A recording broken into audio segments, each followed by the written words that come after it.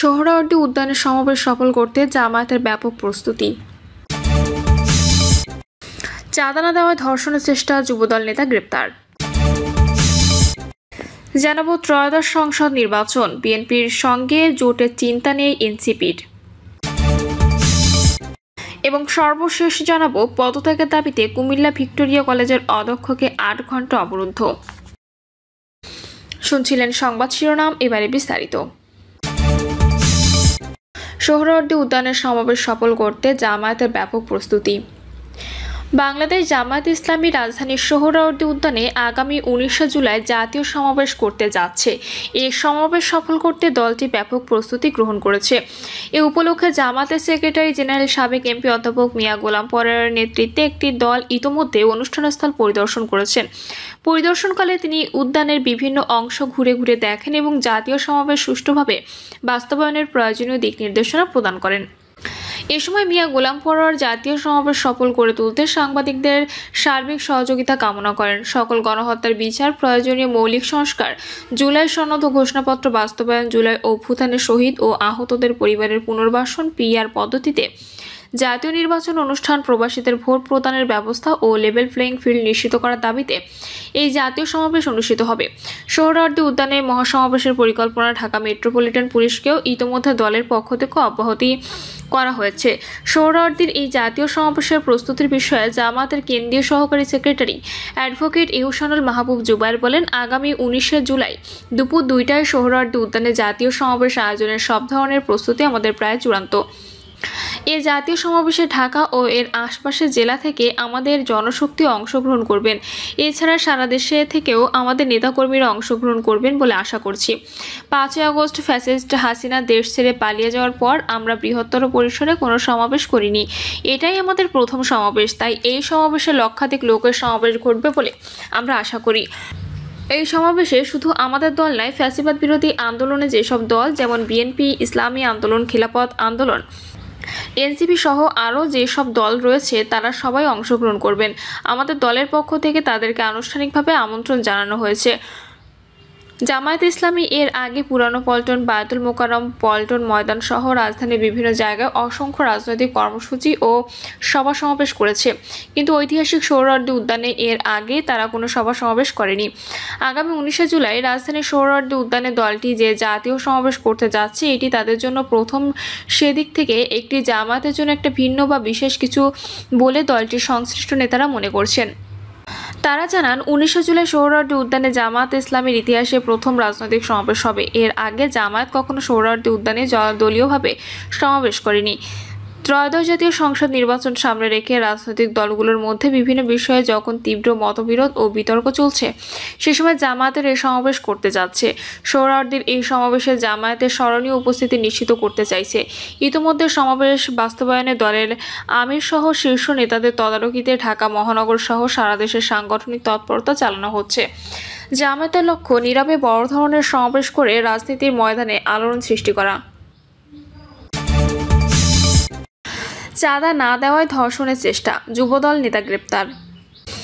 কুমিল্লায় এক মাছ ব্যবসায়ীর কাছে ২ লাখ টাকা চাঁদা দাবি করে না পেয়ে তার স্ত্রীর বড় বোনকে ধর্ষণ চেষ্টার অভিযোগে ফারুক হোসেন নামে এক যুবদল নেতাকে গ্রেপ্তার করেছে পুলিশ।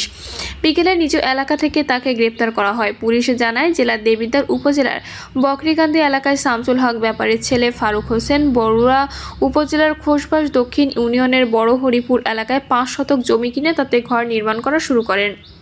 যুবদল নেতা ফারুক খবর পেয়ে ঘটনাস্থলে গিয়ে মাছ ব্যবসায়ী ফারুকের কাছে ২ লাখ টাকা চাঁদা দাবি করেন। ব্যবসায়ী ফারুক চাঁদা দিতে অস্বীকৃতি জানালে তাকে বিভিন্নভাবে হুমকি দিতে শুরু করেন যুবদল নেতা ফারুক।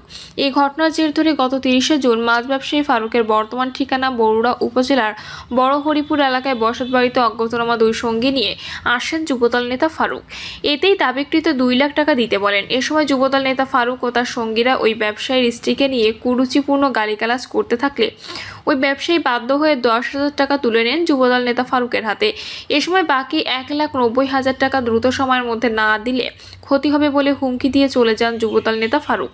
খবর পেয়ে ব্যবসায়ী ফারুকের স্ত্রীর বড় বোন তাদের বাড়িতে আসার জন্য রওনা হন। এ সময় যুবদল নেতা ফারুক প্রতিমধ্যে তাকে একা পেয়ে জাপটে ধরে শরীরের বিভিন্ন স্পর্শকাতর স্থানে হাত দেন। পরে জোর করে পাশের একটি বাগানে নিয়ে যাওয়ার চেষ্টা করলে ওই নারীর চিৎকারে স্থানীয় লোকজন ছুটে এলে হুমকি দিয়ে ঘটনাস্থল ত্যাগ করেন যুবদল নেতা ফারুক ও তার সঙ্গীরা। এই ঘটনায় ভুক্তভোগী ওই ব্যবসায়ী বাদী হয়ে বরুড়া থানায় মামলা করেন। মামলা দায়েরের পর অভিযান চালিয়ে যুবদল নেতা ফারুককে গ্রেপ্তার করে পুলিশ। ত্রয়োদশ সংসদ নির্বাচন, বিএনপির সঙ্গে জোটের চিন্তা নেই এনসিপির।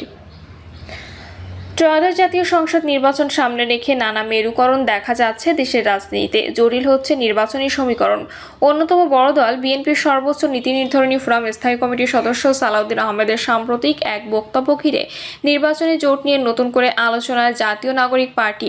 তার ওই বক্তব্যের পর বিএনপির সঙ্গে এনসিপির সম্ভাব্য জোট গঠন নিয়ে শুরু হয়েছে নানা গুঞ্জন।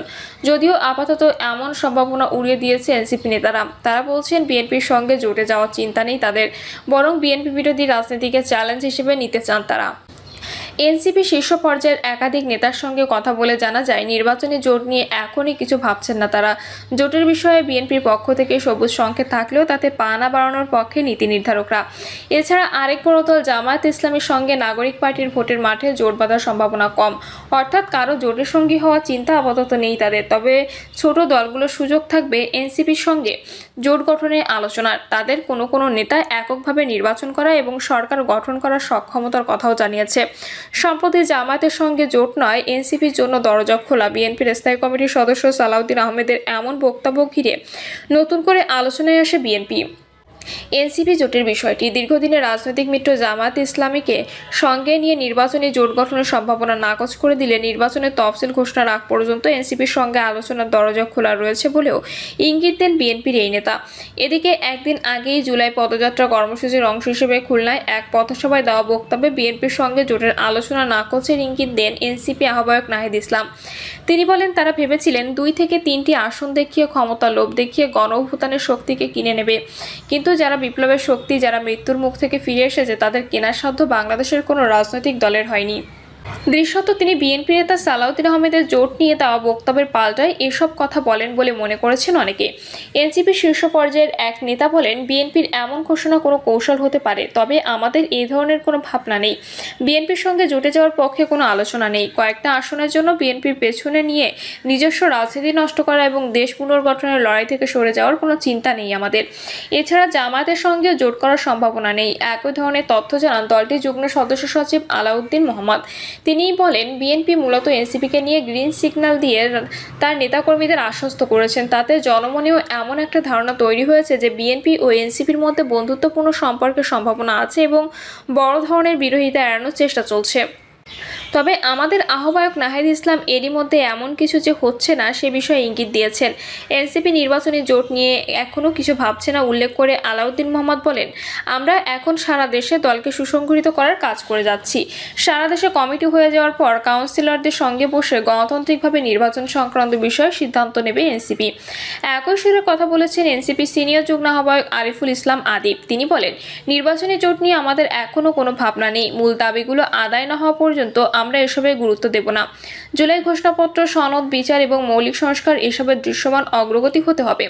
জুলাই সনদের পর তফসিল ঘোষণা হলে তখন আমরা এসব নিয়ে আলাপ আলোচনা করব। বিএনপির সঙ্গে জোটের বিষয়ে জনমনে আলোচনার বিষয়ে তিনি বলেন বিএনপি এনসিপির জন্য দরজা খোলা রাখছে কি রাখছে না সেটা বিষয় নয়। গত 10 মাসে বিএনপির যে রাজনীতি এবং আচার আচরণ দেখা গেছে তাতে এনসিপি বরং ভাবছে যে তাদের সঙ্গে এ বিষয়ে আলোচনা করবে কিনা। অন্তর্কোন্দলে নিজেরা নিজেদের যেভাবে হত্যা করেছে এবং চাঁদাবাজি সহ নানান অপকর্মের খবর গণমাধ্যমে আসছে সেটি রাজনীতির জন্য অশনি সংকেত। অবশ্য এনসিপি নেতৃত্বে একটি জোটের সম্ভাবনার কথা জানিয়েছেন দলটির যুগ্ম সদস্য সচিব মোল্লা মোহাম্মদ ফারুক হোসেন।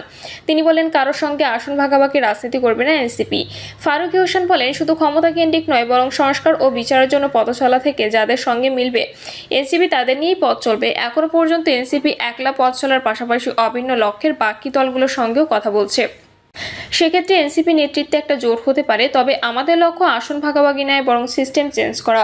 জোট গঠন করা বা না করার এই আলোচনার আগে নির্বাচনে এককভাবে প্রার্থী দেওয়া এবং সরকার গঠনে নিজেদের সক্ষমতার কথা তুলে ধরেছিলেন এনসিপির প্রথম সারির একাধিক নেতা। গত 22শে জুন নির্বাচন কমিশনের দলে নিবন্ধন আবেদন জমার পর সাংবাদিকদের সঙ্গে আলাপকালে নাসির উদ্দিন পাটোয়ারি বলেন, পার্লামেন্ট এখন খালি রয়েছে।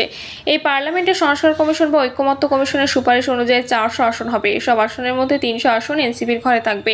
এনসিপি পার্লামেন্টে জাতীয় সরকার গঠন করবে। প্রিয় দর্শক, এই ছিল এখনকার সর্বশেষ সংবাদ। আপডেট সব সংবাদ পেতে চ্যানেলটি সাবস্ক্রাইব করে বেল আইকনটি ক্লিক করে রাখুন।